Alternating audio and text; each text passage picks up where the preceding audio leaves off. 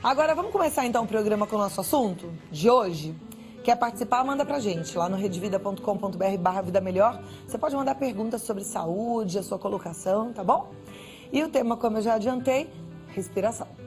A estação mais quente do ano, muitas vezes, é a mais aguardada, principalmente para a criançada aproveitar praia, piscina. Eu sou criança, também adoro uma praia e uma piscina. Mas a gente sabe que, em alguns casos, isso tudo pode trazer desconforto, né? São as alergias sazonais em razão do aumento da circulação de poeira por falta de manutenção dos aparelhos de ar-condicionado, maior circulação de pólen das flores, uso de venenos contra os insetos, e a gente tem que usar mesmo agora, não é brincadeira. A gente sabe que o Zika vírus está aí, né, com Aedes aegypti, a gente tem que se proteger, tem que passar repelente. E exatamente nessa época, ao contrário do que muitos pensam, que o cuidado com a saúde respiratória não pode ficar de lado. Só para você ter uma ideia, segundo a Sociedade Paulista de Pneumologia e Tisiologia, SPPT, a incidência de doenças como resfriado, gripe, faringite e até pneumonia, além das doenças crônicas como asma, que incomoda muito os seus portadores, são presentes. Então a gente tem que estar com olhos bem atentos, tá? E a gente vai entender mais esse assunto. Eu recebo ele que é mestre em medicina pela Faculdade de Ciências Médicas da Santa Casa de São Paulo, médico e chefe de equipe de pneumologia do Hospital Samaritano de São Paulo e diretor da Comissão de Infecções Respiratórias da Sociedade Brasileira de Pneumologia e Tisiologia, Dr. Mauro Gomes. Muito obrigada por estar aqui, Obrigado. É uma honra recebê-lo, viu? Obrigado. Seja muito bem-vindo. Obrigado, é um prazer. Vou te convidar para sentar ali para a gente começar o nosso bate-papo, te convidar também para participar com as nossas perguntas, como eu já te falei. Okay. É impressionante, mas quando a gente pensa em doença respiratória, a gente acha que elas acontecem no inverno e ponto, né? Mas pelos dados, não. As doenças respiratórias, a incidência maior realmente é no inverno. E exatamente porque o verão as pessoas imaginam que não é um período mais crítico, relaxam nos seus cuidados. E aí é que mora o perigo. Não é? Como você citou bem, pessoas que têm asma, por exemplo, elas precisam fazer a sua continuidade do tratamento mesmo durante o verão, para que possa desfrutar aí do verão. Caso contrário, se ela ficar sem os seus cuidados, ela corre o risco de entrar em crise exatamente no verão. Ok. A questão da praia e da piscina, a gente sabe que muitas vezes também pode ocasionar um probleminha de sinusite, um problema respiratório. Isso é por quê? Por causa da água ali? Frequente? Olha, a questão da piscina talvez seja a principal, porque a maioria das piscinas tem um tratamento à base de cloro. E o cloro é que é uma substância irritante das vias aéreas. Então a pessoa que tem quadros alérgicos como rinite, sinusite de repetição, asma, elas têm essas mucosas mais sensíveis e o contato com o cloro pode ser um fator irritante e que provoque crise, seja de rinite, seja de asma. Então ela pode ter falta de ar por causa disso. Não por causa da água da piscina. A água do mar, por exemplo, é uma água salinizada, é uma água que teria menor riscos. A atividade física ao ar livre, seja em piscina, seja na praia, é excelente para quem tem qualquer doença respiratória. O cuidado que tem que ter é a exposição ao cloro. Esse sim é um vilão. Ok. Bom, nos lugares bem quentes, a gente sabe que tem um uso mais frequente de ar-condicionado. Algumas famílias têm esse privilégio de ter um ar-condicionado. É verdade que o ar-condicionado é um vilão do sistema respiratório? Isso a gente tem o ar-condicionado no shopping, tem no trabalho, tem na loja, tem algumas pessoas têm em casa. O ar-condicionado tem dois fatores que podem ser problemáticos. Primeiro, o ressecamento do ar. O ar-condicionado, ele resseca o ar do ambiente. E o ar ressecado, ele é irritante das vias aéreas.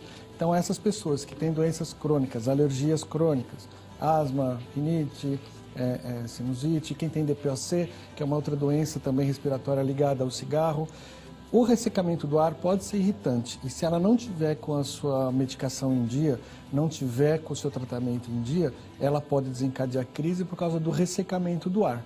E o outro problema do ar é essa variação do quente para o frio. A pessoa que sai do ambiente quente entra diretamente no ambiente muito frio, vice-versa. Essas variações de temperatura, em quem tem essa sensibilidade, isso é que pode ser um fator irritante e que pode desencadear crise. Algumas pessoas têm mesmo uma sensibilidade maior, né? Tem, exatamente essas pessoas alérgicas. Pessoas que não têm esses quadros alérgicos, elas vão poder entrar no quente e no frio, podem ir para um ambiente para o outro, com pouquíssimo risco de ter problema. Mas as pessoas que têm as doenças, que sabidamente já têm a sua asma, por exemplo, ela precisa ter o seu cuidado e manter o tratamento, porque mantendo o tratamento, ela vai ter a vida normal, como das outras pessoas, vai poder enfrentar qualquer uma dessas situações sem risco. Ok. Teve uma época, esse ano ainda não, mas falava-se muito da umidade relativa do ar, que estava muito baixa. A gente está tendo aí um janeiro muito atípico, né? Que está com uma carinha de outono incrível, que aqui em São Paulo tá frio hoje. A Idelida Ômega 3, ela tava até, chegou assim toda de chara. Eu falei, que frio, ela falou, tá um gelo lá fora. Mas a gente sabe que com o uso do ar-condicionado, é bom a gente se preocupar um pouquinho com a qualidade desse ar. Aí eu te pergunto, o uso de umidificador é importante mesmo? É bom ou não? O umidificador ele é importante. Os ambientes têm que ter uma umidade relativa do ar em torno de seus 40 e poucos, 50%. Abaixo disso começa a ser prejudicial, né? Agora, é preciso ter muito cuidado com o uso do umidificador. Tem pessoas que ligam o umidificador em casa e deixa na casa inteira 24 horas. O excesso de umidade vai levar à formação de mofo e o mofo vai levar a doenças respiratórias ou agravar essas doenças. Portanto, o uso do umidificador tem que ser parcimonioso. Quem tem esse ar mais ressecado dentro de casa ou que usa muito ar-condicionado, se tiver o umidificador, deixe o umidificador ligado 1, 2 horas antes de dormir, desliga a noite toda, não deixa o tempo todo ligado para não criar o excesso da umidade. Então, você vai dormir 9, 10 horas da noite, lá pelas 7, 8 horas, deixa 1, 2 horas ligado, depois desliga. Isso já é suficiente para manter uma qualidade boa do ar durante a noite. O excesso também é prejudicial. Ok. Infelizmente, eu digo infelizmente que a gente que é leigo fica bem confuso. As informações às vezes não são unânimes, né? Eu já ouvi médicos indicando o uso, para quem não tem umidificador, dos baldes cheios de água, quem tem banheira deixar a banheira cheia de água, mas já vi também outros que falam não de jeito nenhum. Eu queria ouvir a sua opinião, já que você tem uma experiência tão grande com o trato respiratório. A gente deve utilizar esses baldes com água ou não? Isso é controverso, né? Você mesmo falou, tem gente que fala que sim, tem gente que fala que não. Por quê? Porque não tem ciência por trás disso. Obviamente, se você deixar uma toalha molhada, uma bacia de água evaporando, a tendência é que umidifique mais o ambiente e a pessoa sinta menos influência desse ressecamento do ar. Isso pode ser importante, principalmente para aquelas pessoas que não têm o umidificador. Se tiver umidificador, use o umidificador. Como isso eleva o custo, se a pessoa não tiver, colocar a toalha molhada, colocar a bacia, mal não vai trazer. Talvez não traga aquele benefício tanto esperado, mas é melhor do que nada. Lembrando que se tiver uma bacia de água, tem que trocar a água direitinho, porque também a gente precisa cuidar de não ter em casa criadouros de dengue. E a gente já falou sobre esse assunto, mas eu gosto sempre de lembrar que o criadouro não necessariamente é aquela água parada que a gente vê. Às vezes é um restinho que ficou ali no balde, é uma aguinha que ficou sujinha no chachim da planta. A gente tem que ficar muito mais atento do que a gente anda atento, porque a situação é séria. E porque a situação é séria, a gente também tem que usar bastante o repelente, né? Esse repelente pode ser um agravante para a função respiratória? Pessoas que têm quadros crônicos, qualquer elemento estranho que ela respire, eventualmente pode ser irritante e desencadear crise. Esses inseticidas, sejam de spray, sejam inseticidas colocados em tomada, qualquer um deles, para quem tem doença respiratória, pode ser agravante se respirar continuadamente. Infelizmente, a gente tem uma situação que é a necessidade de se utilizar inseticidas e repelentes, porque existe um risco de outras doenças também graves. Então, é importante que se utilize. Agora, aquela mesma questão que nós falamos do umidificador, com parcimônia, não deixar, por exemplo, aquele repelente na tomada próximo da cama, onde você vai respirar, para não ficar direto no seu nariz. E caso observe que houve um agravamento da rinite ou da asma, evitar o uso do repelente ou do inseticida em casa, né? Quanto menos se evitar para essas pessoas, quanto menos se utilizar para essas pessoas, é melhor. Perfeito. Se puder utilizar outros sistemas de evitar o pernilongo, telas, né? Como você falou, evitar os criadouros, isso também é importante. Eu acho que a gente tem que fazer mesmo de verdade a prevenção que não foi feita e que a gente hoje já tem uma situação bem grave, né? Mas a gente precisa evitar o aumento dessa proliferação na medida do possível, vigiar a nossa casa, porque a gente fica muito pensando que é na casa do outro que tem um criadouro, mas é na nossa casa que pode ter um criadouro. E esquecer daquela história que, é só no pneu, não tem o pneu, não tem o jardim, não tem o quintal. Às vezes você tem uma planta na tua sala e tá lá com uma aguinha parada. Às vezes você tem um balde na tua área de serviço que ficou com a boca virada para cima e que tem um fundico ali com uma aguinha parada. Isso tudo é perigoso. Não precisa ser uma situação de lixo, não precisa ser uma situação de abandono total, mas é uma situaçãozinha boba. E às vezes você teve essa contaminação um ano antes. O ovinho ele demora bastante para colocar ali o seu mosquitinho e ele faz um terrível mal para a nossa saúde, né? Banho, todo mundo aprendeu quando criança, não sei se já mudou essa história, mas que o banho frio era bom para as funções respiratórias. Eu lembro que dava banho gelado na criançada, fazia natação de manhã cedinho na água fria. Isso hoje é um mito ou ainda é verdade? É mito.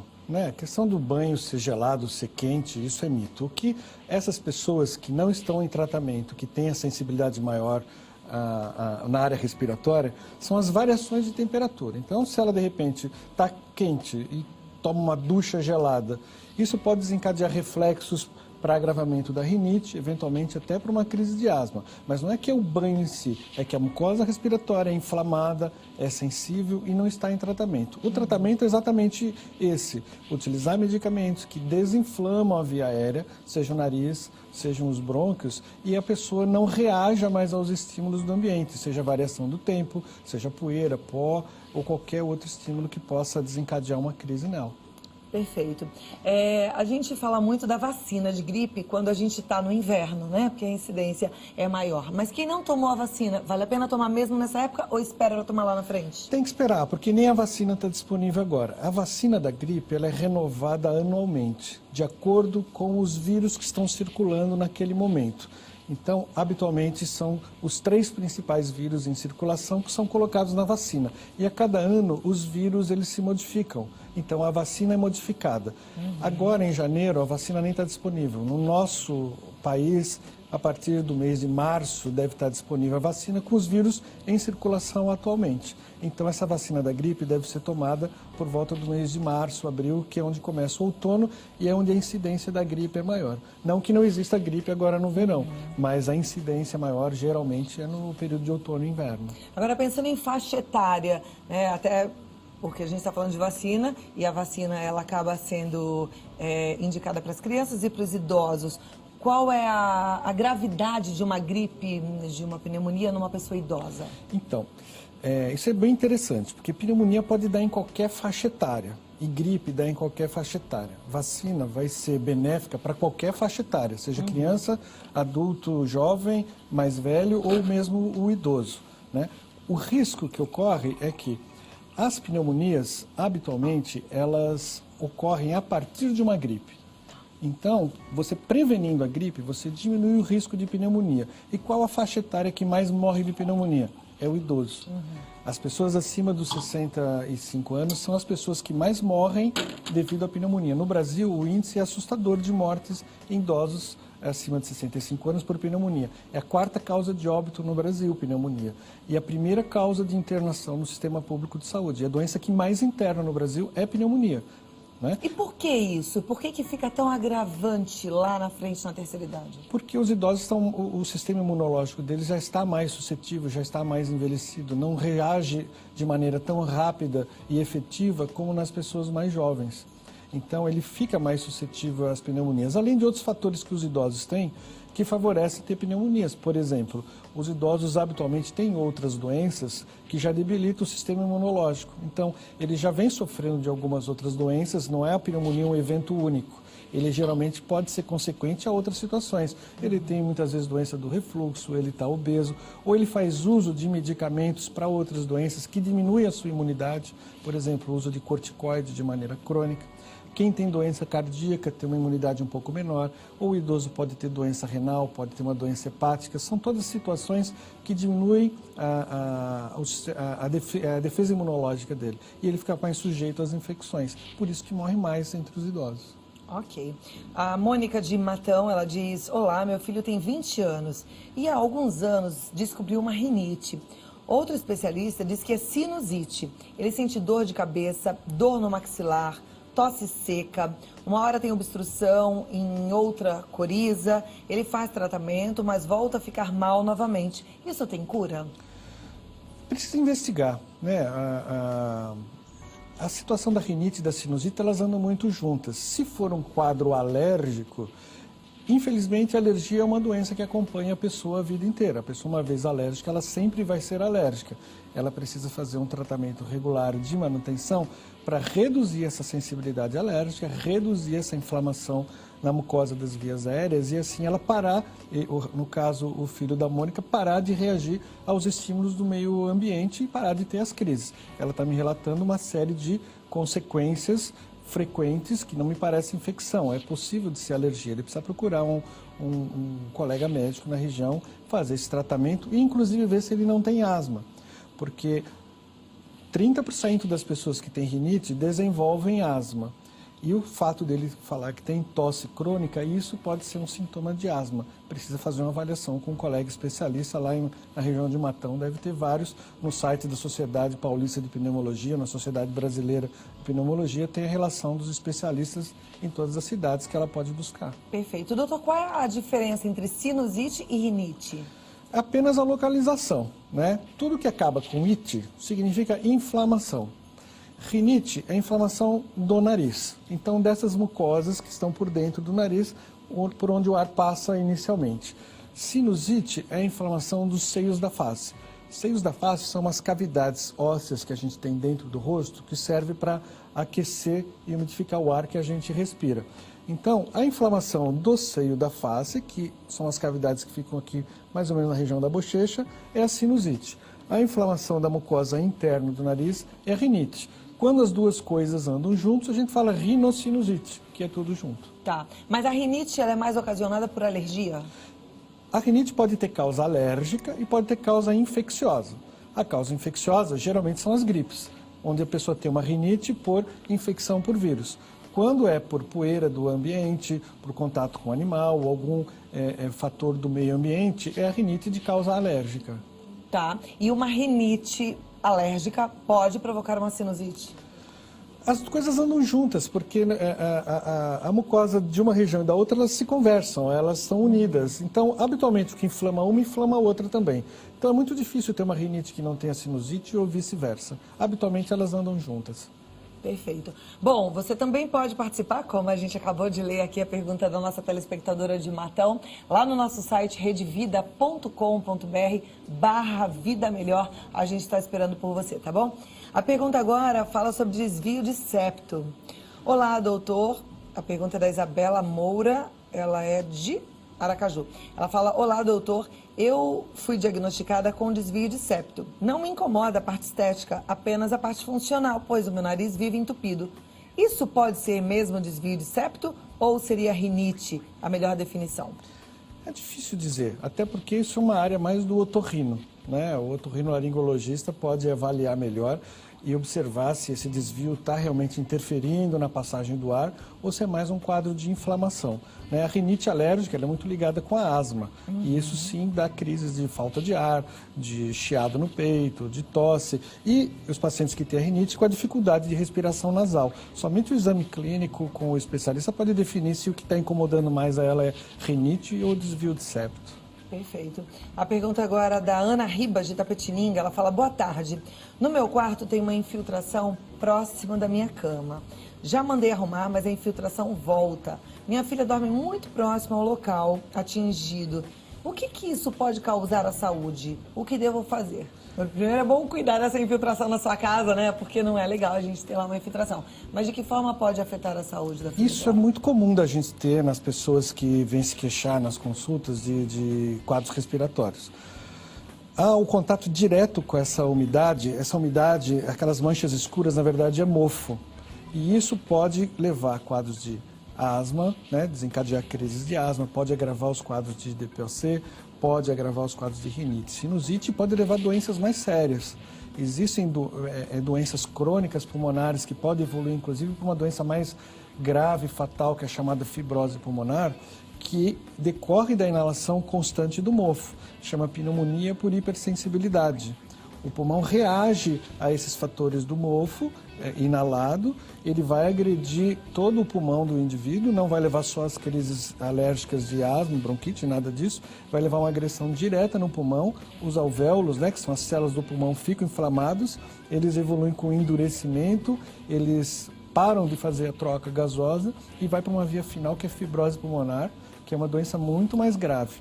Então, realmente, dormir próximo de locais com umidade, com parede infiltrada, com mofo, é prejudicial sob vários aspectos. Puxa, é perigoso, né? Então, cuidar disso aí, né? Não é tão complicado quanto a gente pensa. O importante é você fazer a prevenção para depois não ter que lidar com problema de saúde grave. Eu volto no próximo bloco para fazer mais perguntas, tá bom? Não saia daí. Aliás, se você também quiser participar, fica à vontade. redevida.com.br/Vida Melhor. Agora, vamos voltar para o nosso assunto de saúde, porque o Dr. Mauro Gomes, pneumologista, está aqui nos ajudando a entender os problemas respiratórios que podem acontecer, né? E eu até já aproveitei ali e iniciei o assunto que eu acho que é importante a gente falar sobre o cigarro. Na verdade, a gente sabe que é um grande mal, existe uma dificuldade muito grande das pessoas em pararem de fumar. Mas é importante, né? O cigarro realmente destrói, assim, o que a gente tem de função respiratória? O cigarro é um dos grandes vilões da nossa vida moderna hoje em dia. As pessoas que fumam, 50% das pessoas que fumam vão morrer de alguma doença ligada ao cigarro. Seja doença respiratória, cardiovascular ou outra doença. A principal doença pulmonar causada pelo cigarro é chamada DPOC. Nós até falamos um pouquinho no primeiro bloco. É uma sigla, é um nome feio, é uma sigla. É D de doença, P de pulmonar, O de obstrutiva, C de crônica. O que é isso? Todo mundo já ouviu falar em enfisema pulmonar. Acho que todo mundo se borra de medo de enfisema pulmonar. DPOC nada mais é do que bronquite crônica com enfisema pulmonar. E 90% das 90% não. Mais de metade das pessoas que fumam vai desenvolver essa doença. É uma doença crônica, progressiva, que não tem volta. E vai levando à destruição do pulmão. Então, o enfisema o que é? Buracos que se formam dentro do pulmão. São cistos que vão se formando e o pulmão perde a capacidade de captar oxigênio. Né? Então, a parada de fumar, a parada do cigarro é fundamental para se evitar o desenvolvimento e a progressão dessa doença. Qual o grande risco que a gente vê, qual o problema que a gente vê? Que essa doença leva em média 20, 30 anos para se desenvolver. E as pessoas começam a fumar com seus 15, 20 anos, não estão nem aí. Quando começam a perceber os efeitos do cigarro, já passaram-se 20, 30 anos de cigarro com um grande dano causado. Então, essa doença, a partir dos 40 anos, a pessoa começa a ter cansaço, começa a ter falta de ar, acha que é por causa da idade, acha que é porque está acima do peso, ou é porque eu fumo, então eu tenho cansaço mesmo. Não, já é doença desenvolvida. E aí, quando ela percebe, já está avançada, já está grave. É muito triste. Eu perdi meu avô, já era mais velho, mas de enfisema pulmonar. Eu me lembro dele falando, assim, para todo mundo, não fuma, o meu pulmão é uma peneira. E ele parou antes, bem antes de descobrir a doença, mas já não dava mais jeito. Não tinha mais solução. Eu lembro uma entrevista que o Chico Anísio deu no Roda Viva, há bastante tempo atrás, e perguntaram para o Chico Anísio se alguma coisa ele tinha feito na vida que ele tinha se arrependido. Geralmente as pessoas falam, não me arrependo de nada. Ele fala assim, eu me arrependo de ter começado a fumar. Porque ele morreu vítima da DPOC, ele morreu vítima do enfisema pulmonar. Parar em quanto tempo, gente? Por mais difícil que seja, não tem nada mais difícil do que perder a saúde, né? Ó, a Sheila Flor de São Paulo, ela pergunta e está relacionada à DPOC. Ela diz, meu avô tem DPOC e é tabagista. Fuma uma carteira de cigarros ao dia. É possível que ele melhore essa condição clínica apenas diminuindo a quantidade de cigarros? Ou ele deve parar de vez de fumar? Quanto mais se fuma, pior é. Obviamente que quem fuma 40 cigarros por dia está mais sujeito a risco do que quem fuma 20. Mas 20 também é prejudicial. Então, o importante é parar 100% de fumar. 10 é prejudicial? 10 é prejudicial. 5 é prejudicial? Exatamente. 1 é prejudicial? E quem tem a doença já desenvolvida, se tiver contato com alguém que fume no ambiente, também já é prejudicial. O fumo passivo também é prejudicial. Então, é importante a parada de fumar em todas as circunstâncias. Ok. Muito comum, desculpa te interromper, é muito comum as pessoas que têm doenças respiratórias em casa, às vezes tem uma criança com asma, uma criança alérgica, um adolescente com problema respiratório e tem um pai ou uma mãe fumando em casa. E, habitualmente, esse cigarro dentro de casa é o que está levando a doença ou agravando a doença do filho. Então, é importantíssimo não se fumar em nenhum cômodo da casa, porque o ar ele vai se misturar. Eu costumo dizer para as pessoas que falam, mas eu não fumo no quarto, eu não fumo na sala, eu só fumo na área de serviço, eu só fumo no escritório. Pergunta para essa pessoa, deixa o recado aí para o pessoal que tem essa situação em casa. Se você entraria numa piscina em que fosse permitido fazer xixi só no cantinho da piscina, você entraria naquela piscina toda? Não. De jeito nenhum. Então, o ar ele se mistura. A pessoa dentro de casa, mesmo que não está naquele ambiente que tem um fumante, vai sofrer os efeitos do cigarro. Ok. Pergunta ainda relacionada a DPOC. É mais frequente do que a gente imagina mesmo. Sandra Rodrigues, de Apucarana, lá no Paraná. Eu tenho a doença DPOC, doença pulmonar obstrutiva crônica no 4º estágio. E além da medicação, estou fazendo uso do oxigênio. Gostaria de saber se eu usar muito oxigênio, isso pode prejudicar ainda mais, evoluir a doença. É uma pergunta bem interessante. Ela fala com conhecimento de causa, porque a DPOC tem 4 graus de gravidade. O grau 4 que ela falou é o mais grave. E é aquele em que a pessoa necessita utilizar o oxigênio nas 24 horas do dia. Então ela precisa ter um cilindro de oxigênio em casa, ou um concentrador, ou arrastar aquele cilindrozinho pela rua para poder suprir a deficiência de oxigênio. Você já deve ter visto isso pelas cidades de maneira razoavelmente comum. O oxigênio, existe uma dose certa de utilização, assim como tem dose dos remédios. O oxigênio é também um remédio. Então, o uso fora da dose adequada realmente pode ser prejudicial para quem tem DPOC. Por isso é importante a passagem pelo médico, a titulação do nível de oxigênio que ele precisa utilizar, da dose de oxigênio que ele precisa utilizar, porque até mesmo o oxigênio em excesso pode fazer mal. A Marilene Brandão Ferri Magalhães é de Belo Horizonte, Minas Gerais. Ela diz, olá, Cláudia, boa tarde, Marilene. Ela diz, boa tarde, doutor. Gostaria de saber se quando a gente está atacada de sinusite, quando espirramos, é normal dar um mau cheiro. Não, se tem mau cheiro, provavelmente tem alguma infecção. É importante que ela busque o médico, no caso aí o otorrino, para fazer um adequado diagnóstico e provavelmente ele deve indicar até antibiótico. É preciso ver como é que está o comprometimento interno do nariz, porque o tratamento precisa ser feito de maneira mais incisiva. Perfeito. Elaine Cristina Barbosa, de Botucatu, ela pergunta assim, por favor, o que o doutor acha do tratamento de asma com o medicamento homeopático que usa o arsênico em sua fórmula? A homeopatia utiliza outros princípios de tratamento que fogem do convencional.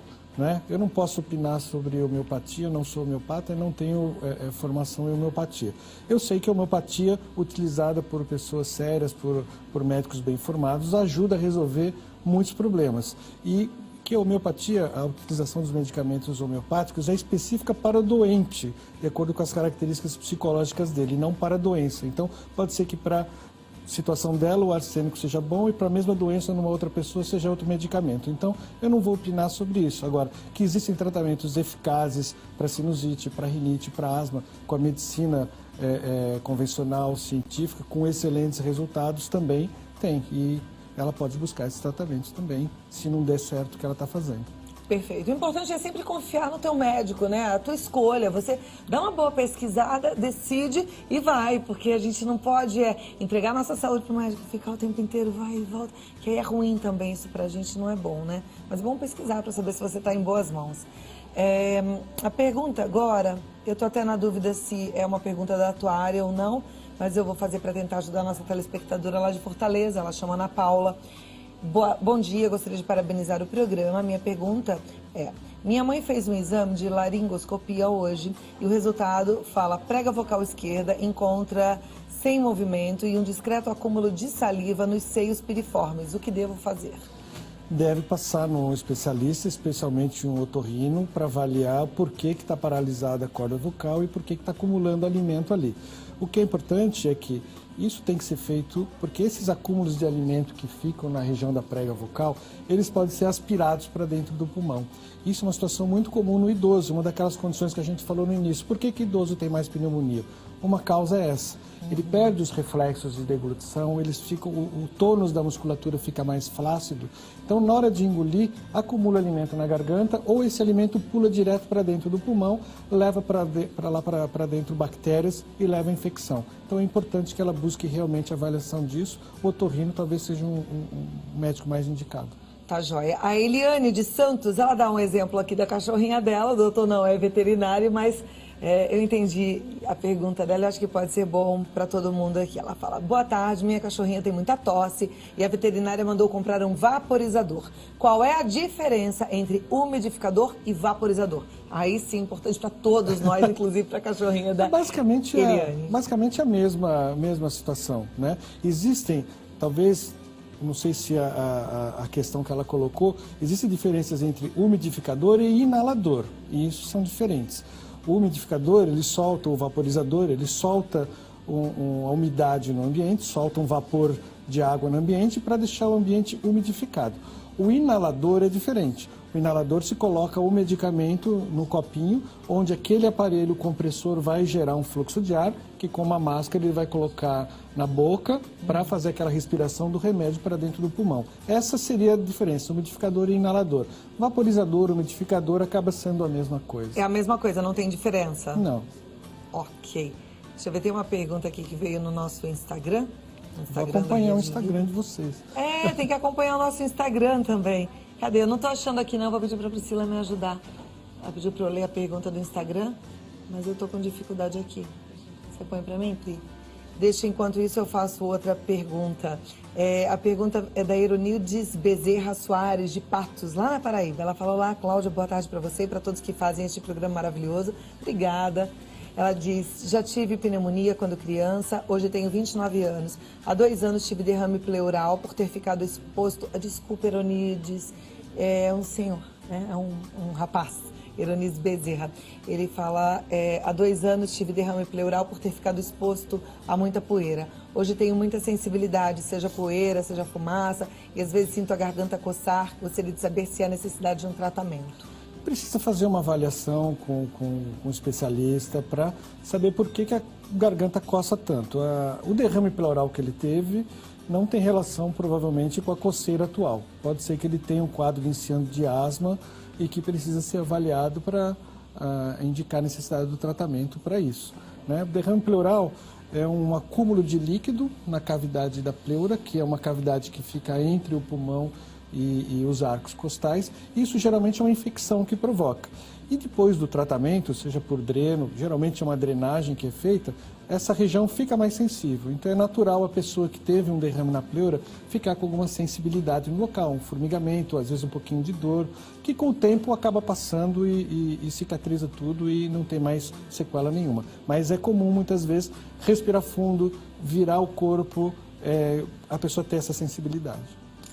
Então, tá do jeito que espera. Tirando-se essa coceira na garganta que ele diz, com essa tosse, isso ele precisa de uma avaliação para identificar se tem algum fator alérgico, uma asma, por exemplo. De um pneumologista. Exatamente. Então é bom voltar no pneumologista para bater um papo. Exatamente. Obrigada pela sua participação, Eronides. Desculpa a minha gafe, tá bom? Um grande abraço para você. A Drix Guimarães lá no Instagram, ela fala, gostaria de saber se é possível ficar 2 meses gripada. Eu fiquei gripada em dezembro, melhorei na primeira semana de janeiro. Na segunda semana eu tive uma recaída e já faz 2 semanas que estou tossindo, com dor de cabeça, espirrando e com coriza. Fui ao médico e ele me disse que não tem nada para fazer, a não ser esperar passar sozinho. É isso mesmo? Não é normal, né? O que muitas vezes as pessoas confundem, quadros recorrentes, assim, de tosse, de nariz escorrendo, de congestão no nariz, de coriza.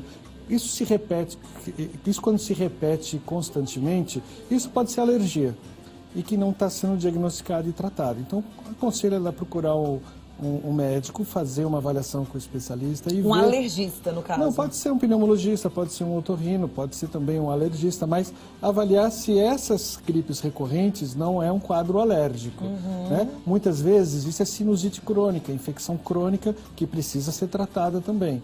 Uma coisa que gostaria de chamar a atenção para quem tosse cronicamente, quem tosse mais do que 3, 4 semanas, a gente precisa chamar a atenção da tuberculose. Tuberculose é uma doença no Brasil muito comum, muito frequente. 80 mil casos novos são diagnosticados por ano no Brasil. Morrem no Brasil cerca de 12 pessoas por dia de tuberculose, é um índice grande. E um dos principais sintomas de alerta da tuberculose é tosse persistente. Então, se a pessoa tosse mais do que 4 semanas seguidas, sem uma causa aparente, vai passar no médico, vai fazer um exame de escarro, porque pode ser tuberculose e, se deixar a coisa rolar, ela vai se tornando mais grave. E é que tipo de tosse? Porque agora a gente já fica tô tossindo, tô apavorado. Tosse com catarro. É uma tosse com catarro? Geralmente é uma tosse com catarro, às vezes o catarro amarelado, às vezes o catarro verde, muitas vezes catarro com sangue. Catarro com sangue vai direto procurar o atendimento médico, porque catarro com sangue pode ser um sinal de tuberculose. Ok, mesmo que não esteja com sangue, também pode ser? Também pode ser. A pergunta agora vem do Guarujá, da Meire. Ela diz: olá, boa tarde, parabéns pelo programa, faz parte das minhas tardes. Obrigada, Meire. Vivo sempre com o nariz entupido. Fiz recentemente tratamento para sinusite, melhorou um pouco, mas basta o tempo mudar ou sentir cheiros mais fortes de produtos de limpeza, perfume e até sabonetes para a irritação voltar. Parece que estou sempre resfriada, uso continuamente descongestionante. Faz bem, pois é o que alivia a minha respiração. O descongestionante alivia momentaneamente, mas pelo que ela está comentando, realmente é um quadro alérgico crônico, que ela precisa de um tratamento específico para a rinite alérgica, para diminuir essa sensibilidade que ela tem à exposição desses produtos. Então ela precisa tratar essa rinite e ver se junto com essa rinite não tem asma junto, porque 30% das pessoas acabam tendo asma e não sabem. Perfeito. Muita gente participando. Quero mandar um abraço para a Ângela Mesquita, que está assistindo online. Um beijo grande para você. Obrigada pelo carinho. Para todos vocês que estão lá no Facebook, no Instagram, tanto no da Rede Vida quanto no meu, no Cláudia Tenório, no Instagram Cláudia Tenório Oficial. É muito bom estar pertinho de você. Essa troca enche a gente de coragem, né? Como eu digo sempre, de responsabilidade. A gente quer entregar o melhor porque você merece o melhor, tá bom? E cuide-se. Eu acho que a gente aprendeu um monte de coisas hoje importantes sobre a nossa saúde, sobre a nossa respiração. Mas tem coisas tão simples que a gente deve fazer. E eu acho que o primeiro ponto é assim, ter hábitos saudáveis e confiar mesmo que a sua saúde tem que ser levada a sério. A gente não pode brincar, não pode arrastar um quadro de desconforto sem saber o que é, não é verdade? É verdade. E parar de fumar, né, doutor? Isso é fundamental, parar de fumar e estimular as pessoas próximas a pararem. Isso aí. Ó, o doutor Mauro Gomes está no drmaurogomes.com.br, que é o site, e no Instagram é Mauro_Gomes. Já que você segue a Rede Vida, segue lá, doutor Mauro_Gomes. Mauro_Gomes. Muito obrigada e até a próxima oportunidade. Vai ser um prazer recebê-lo, tá bom? Obrigado pelo convite. Fico sempre à disposição. Obrigada. Vamos continuar, gente? Saúde é coisa tão séria, né? E você vê detalhes pequenininhos, como de repente você olhar a tua casa e falar: opa, prioridade, cuidar dessa infiltração. Não é prioridade comprar uma roupa nova, não é prioridade fazer a hidratação do cabelo, é cuidar da infiltração. Prioridade, porque ela pode virar um grande mal. Aí, de repente, você fuma, tá faltando dinheiro para uma coisa, para outra, você fumando. Prioridade, para de fumar, porque vai te destruir. Cigarro destrói, né? A gente fica sempre de bem com a gente.